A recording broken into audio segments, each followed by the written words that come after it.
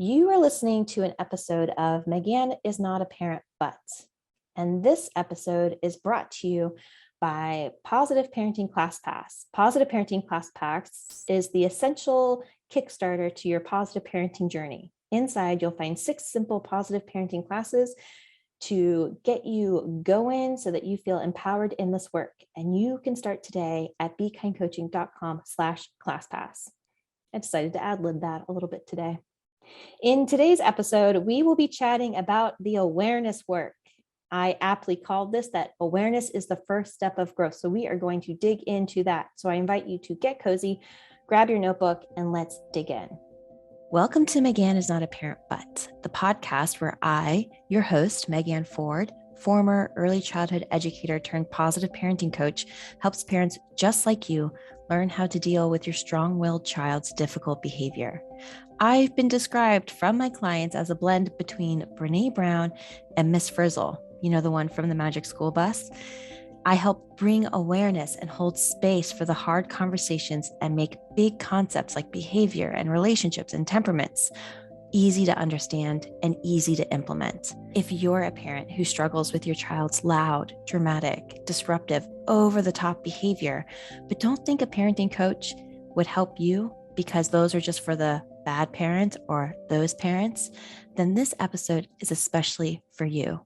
I invite you to grab a journal, a cozy blanket, a warm beverage, and enjoy what you're about to explore. We are going to start at the golden rule. Have you ever heard of this rule before? Perhaps you've seen it in places, perhaps it's been said to you. The golden rule, if this is your first time being introduced to it, is treat others the way you want to be treated. This is often seen as the common thread within all religions and how all want to live their life. The picture perfect of harmony is everybody treating others how you wish to be treated as well. And in that, there's awareness work. The awareness of, do you know how you wish to be treated? Interesting. Have I ever slowed down and thought, how do I wish to be treated? Maybe I think about it on like a global expectation, but have I really gone into exactly how I wish to be treated?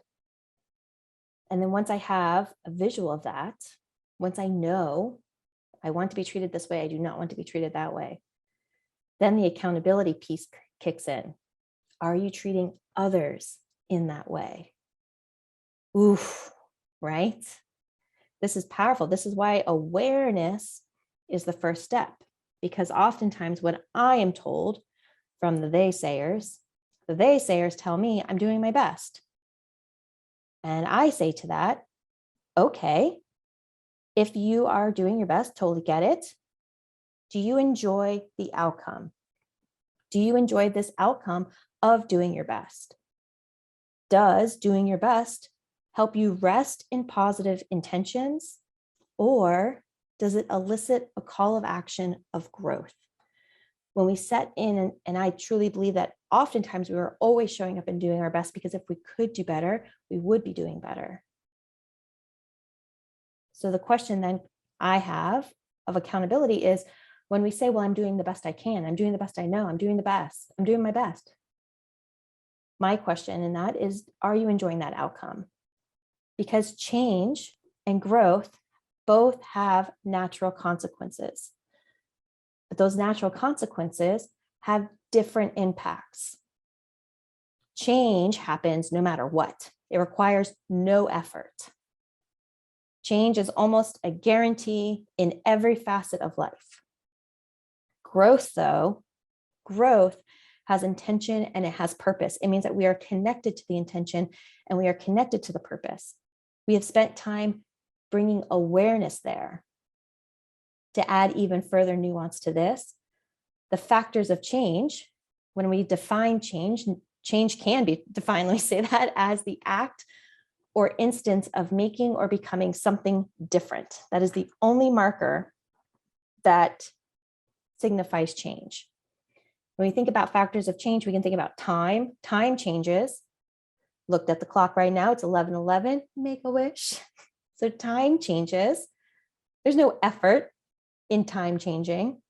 Our age changes, right? Without any effort. Our size may change. We change in our preferences. We change in a reactive way. Change is quick. Change is a decision making. It's, do we go left or do we go right? Let's change our pace. On the flip to that, the nuance here is factors of growth. Growth can be defined as something that has grown or is growing. Ooh, something that has grown or is growing. When we think about factors of change, that introduces the concept of maturity, knowledge, regulation, skills, and it's a more responsive action. This is, I asked in the Facebook group, Positive Parenting with Megan Ford, I asked last week, does age dictate behaviors? And there were some very interesting questions in there. Age is a factor of change. Maturity and knowledge and skills, that's a factor of growth. If age was the sole indicator of behavior, then everybody at a certain age would act a certain way. Everybody who was a certain age would have all of the same skills. It's like playing a video game. Once you've reached this level, everybody has these skills. And I don't know about you, but I do know about me. That is not the case for me. I may be 38, but I have had to work hard for my knowledge. And there's also knowledge that I am still acquiring. There's factors of growth that I'm still processing through, even though my age is changing.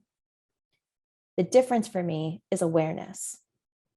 Bringing awareness to those spaces, bringing awareness to those gaps, bringing awareness to my wants and my needs, the things that I want to achieve. So the question then there is, can you, if you're going through something, can you articulate the action that's in practice?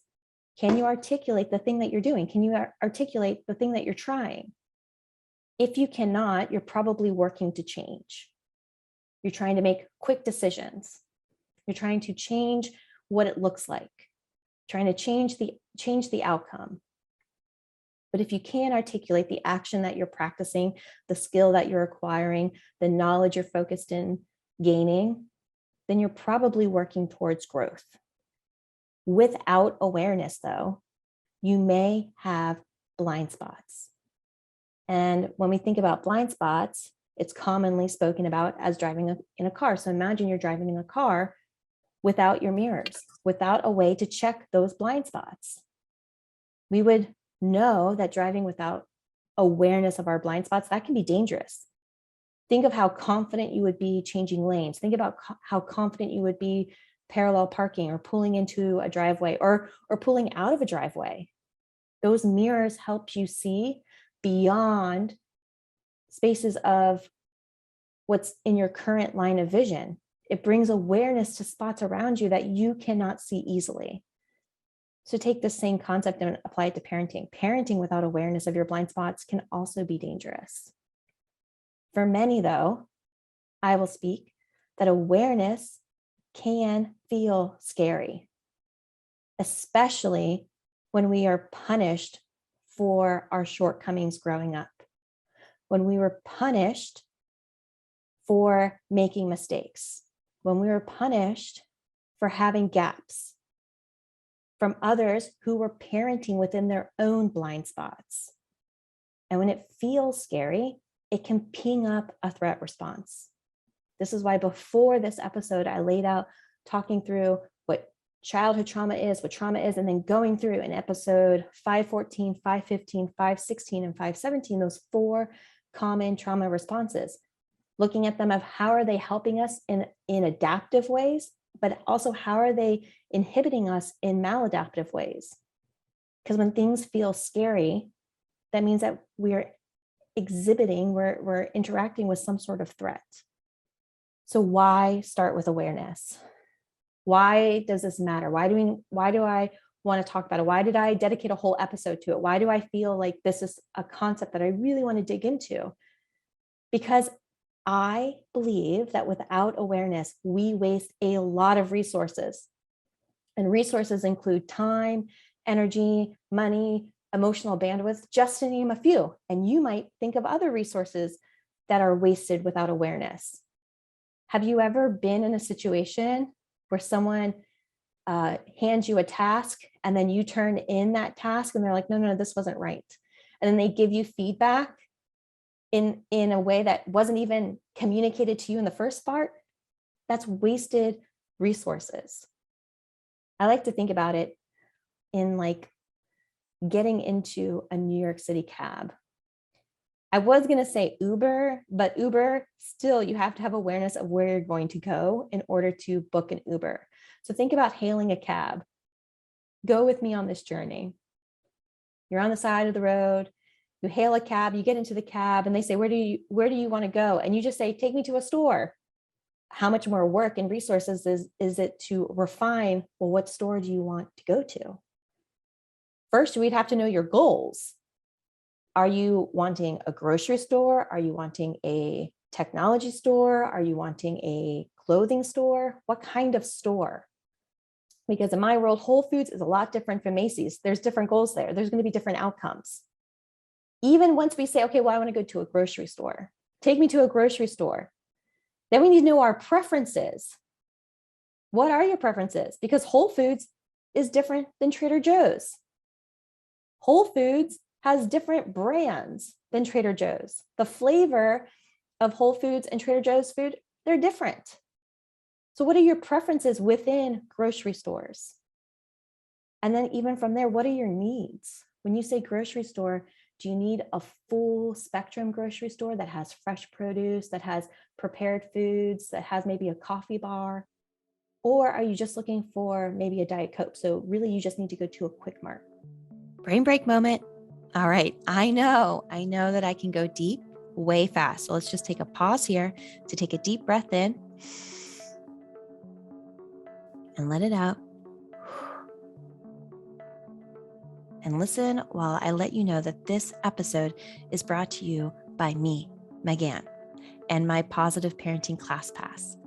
Positive Parenting Class Pass are 6 simple positive parenting classes to kickstart your positive parenting journey. Those classes include Positive Parenting 101, which is a class that is just designed to give you the first steps in what positive parenting is and what it is not.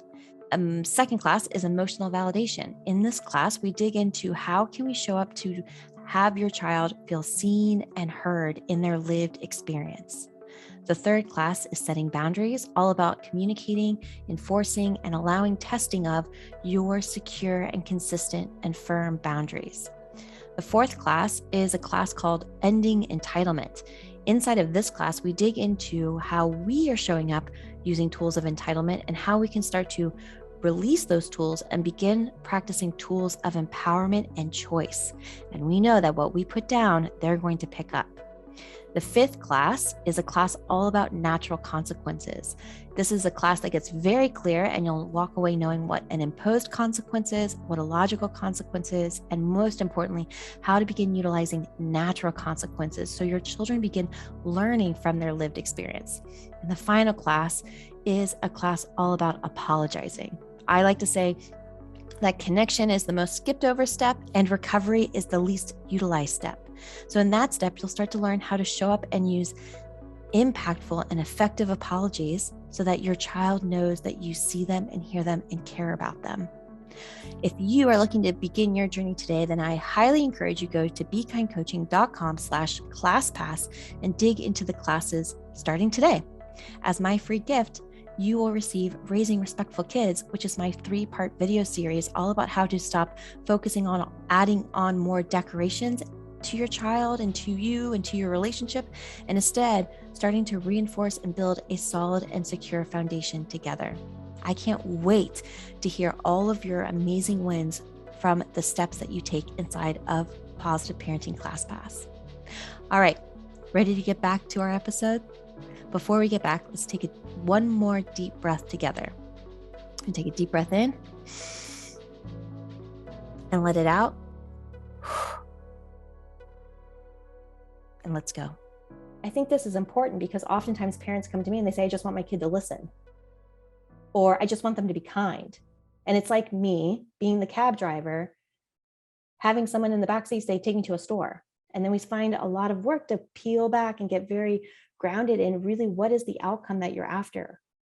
Let's bring awareness to all of our blind spots. Let's rely on these mirrors. The mirrors are there to help guide you. They're there to help protect you and keep you safe. So when we're parenting without awareness, it often sounds a lot like, I've tried everything I know and nothing is working. Have you ever said that? Or have you ever heard someone else say that? That tells me, whoop, there's blind spots.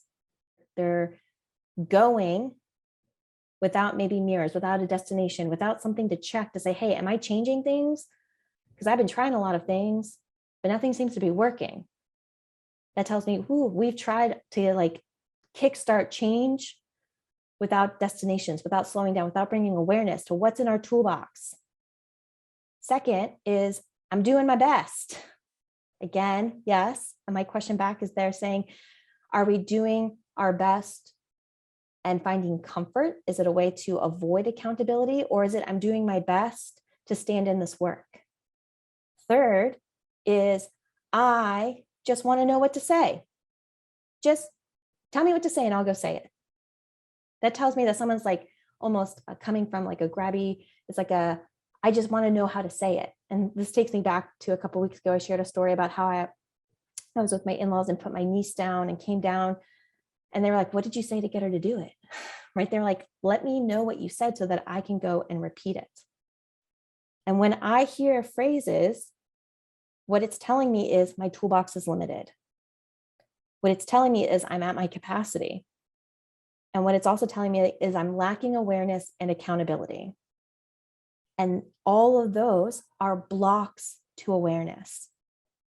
Oftentimes when we're saying, I don't know what else to do, we are saying it because we believe that there must be nothing else that we can do. We're just doomed. It feels very powerless.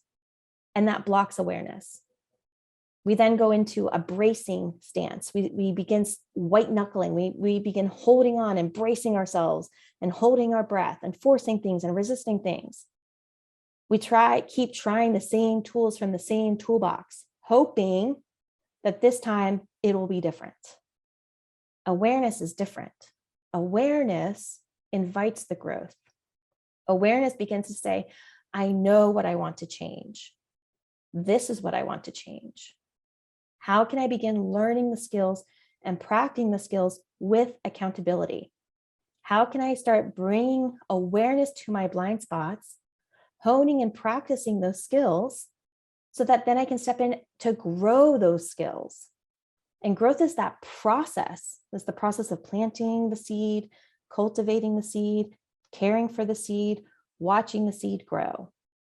How can we start doing that work for ourselves in the skills of positive parenting?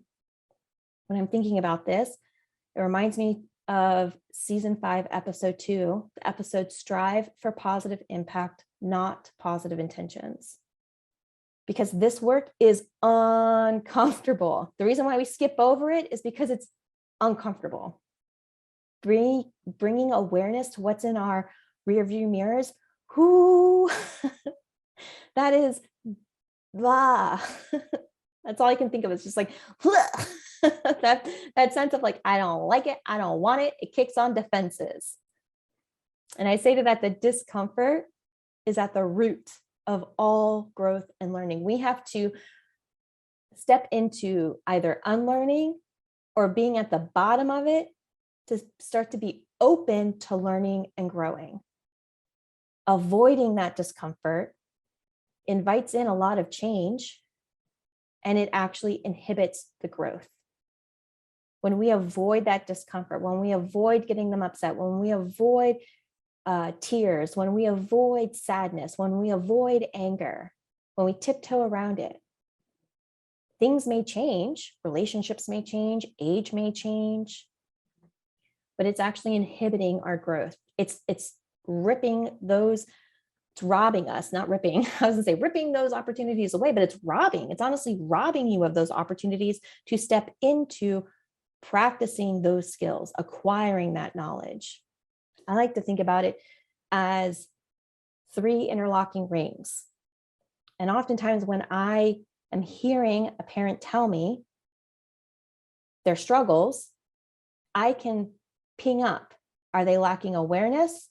Are they lacking education? Or are they lacking practice? That's why everything is awareness, education, and practice. I like to think about it in that way. If we are lacking awareness, we don't know when to practice or which tool to use. So it sounds like I've tried everything and nothing works, right? That's telling me, hello, I would like some awareness. I need to check those blind spots. I need to get into spaces to help call out and invite in that awareness work. If education is what we need, they know when they want to practice the tool, and yet they're pulling from the same toolbox.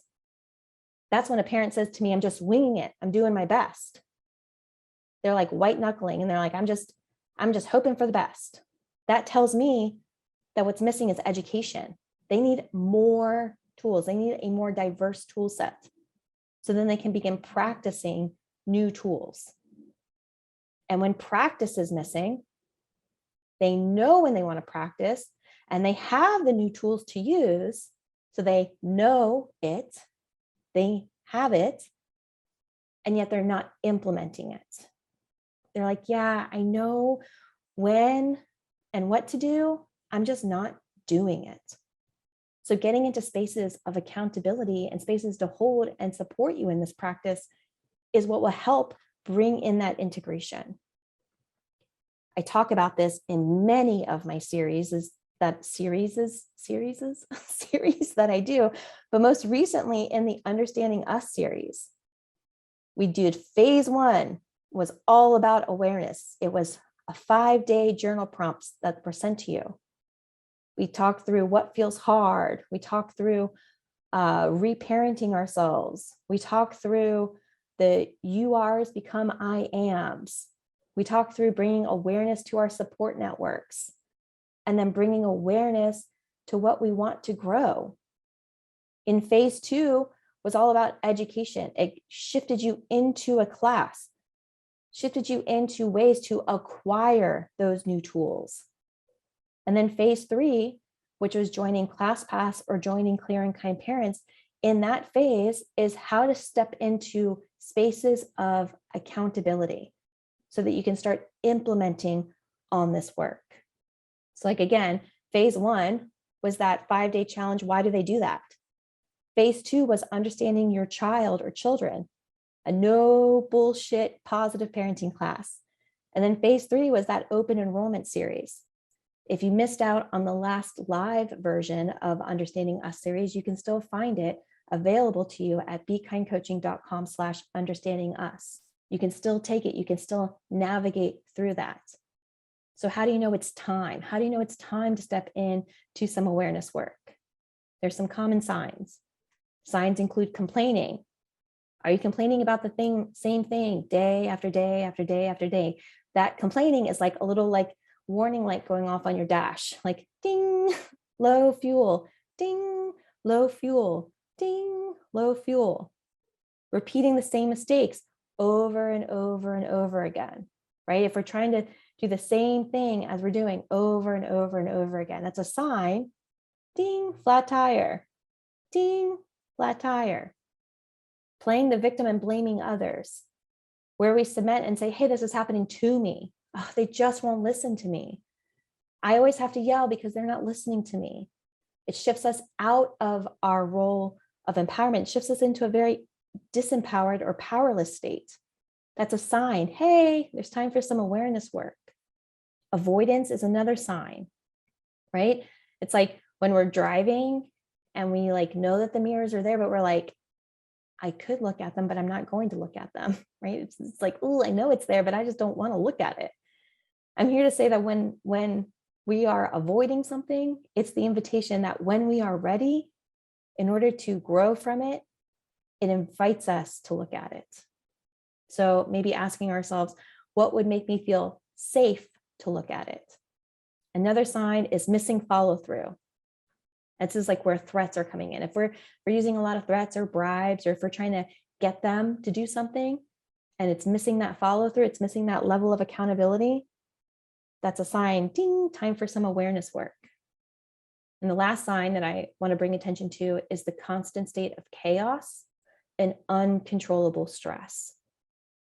It's like being on the highway going 120 miles and everyone's going in other different directions. It's like, whoa, whoa, we all need to slow down here. Let's take a pause. Let's find out, where are we going? Let's work to keep everyone safe. Those are all signs. If any of those signs felt like, ooh, Megan, stop yelling at me, maybe that's the little dash going off, dash light. Hey, let's bring some awareness. You're safe to look here. There's options here. You have ways to go through. You now have a process. Once we have awareness, then we can step into education. Then we can step into practice. So in closing, let's consider, are you parenting for comfort? Your comfort? Are we aspiring to ease? Are we aspiring to no stress? Are we aspiring to avoid those potholes? Let's also consider, when asked, what are you trying? Can you articulate it? Can you hone in? Sometimes I think that there's a big sense of anxiety when it's like, I don't know what I'm trying. I'm just trying to hold on. I'm just trying to breathe. And that's valid. I'm just trying to make it through the day. That's valid. Can we articulate what we're trying? The third point to consider is, do you have spaces of accountability outside of yourself? Do you have spaces that you feel, do you have trusted mirrors that you can go to and say, hey, I'm stuck here. Do you know anything that can help me out? Because I'm spinning my wheels. Recently, I was with my own business coach, and she came to me. She asked me, and I showed up, and I was like, all these things. I was just rattling off all these things. I was like, so what advice do you have? And she was like, have you been outside today? And I said to her, Rachel, I need you to tell me, I can't find my blind spots. How do you find your own blind spots? And she was like, Megan, you get in front of mirrors. You get into unbiased mirrors that can help hold up and help you see your blind spots. And I'm seeing the blind spot right now that you need to go outside and take care of you. You don't need to keep going. You don't need to keep grinding. You don't need to keep pushing. She could sense it. And she was like, what can you do for yourself? And I said, well, I guess I could go out for a walk. And she's like, yes, go and do that. Go do something that you enjoy right now, because you're pushing way hard right now. She was a trusted mirror. I felt safe with her. I felt safe to come and show up exactly as I am, and know that she was going to lovingly hold back that mirror and point me in the direction of taking care of me, or taking care of what needed to be taken care of. She wasn't thinking, oh, you're a mess, Megan. You're ridiculous. She was like, yes, I see you. I see you. I see you. Let me mirror it back to you. And let's consider the final point is, how are you disrupting your own confirmation bias when it comes to parenting? So confirmation bias is finding evidence to prove the thing that we already know. It's showing up in ways that, like, I knew that this was going to happen, right? How are we showing up to disrupt that? We talk about this in Monday Intentions a lot. We talk about, it's the practice of making observations, using the data points to observe what we see, and then checking in with the interpretation. What sense are we making of it? What story is being presented? And how can we disrupt that? We often think about it as seeing a child cry. A child cries, that may mean that they're upset. That may mean that they were hurt. That may mean that they need help. That may mean that they're overwhelmed. How can we show up in ways that disrupt those stories to make sure that we're still going on the intended direction, making the desired impact? Deep breath. Those are some big questions to consider. Now, if you've taken some notes, or if you've had any thoughts or takeaways, I want to know it. And there are 3 ways to share. You can share inside of Apple Podcasts. Let me ask it a different way. Have you written a review on Apple Podcasts? I know that sometimes whenever I'm feeling like, woe is me, everything is wrong, everything's bad, and I need like a quick jolt of some feel good feelings, I just hop on to my favorite podcasters and just start leaving them reviews. It's just as an instant mood boost. So I share that with you. Second is you can share your thoughts and takeaways on social media and you can tag me in them. I love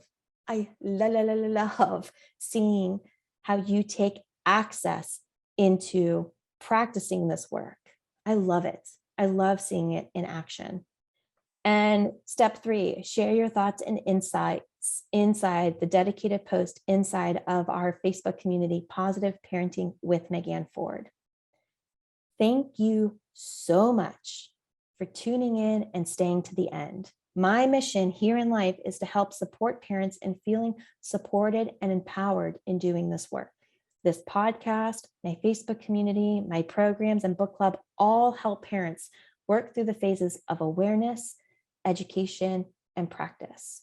And if you are ready to take the next step, I want to introduce you into the accountability class called Natural Consequences inside of the Positive Parenting Class Pass. This is class 5 of 6, and it goes into natural consequences, which inside you'll learn how to use positive parenting tools like natural consequences instead of punishments and bribing to help you respond to your child's difficult behavior. This program is found at bekindcoaching.com/classpass. And as a free gift, you will receive my 3-part video series, Raising Respectful Kids, for free. Thank you for being here. Thank you for showing up. I honor the work that you do each and every day, and I am proud of you for being kind to yourself, your family, and this community. And until next time, bye, friends.